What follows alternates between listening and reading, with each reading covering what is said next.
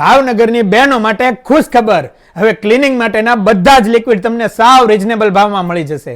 વાસણ ધોવાનું lemon ફ્લેવરનું liquid 25 રૂપિયાનું 1 લીટર પાઉચ અને 30 રૂપિયાની 1 લીટર બોટલ મળશે. અને 5 લીટરનું પાઉચ 120 રૂપિયા અને કેન જોવે તો 130 રૂપિયામાં મળી જશે.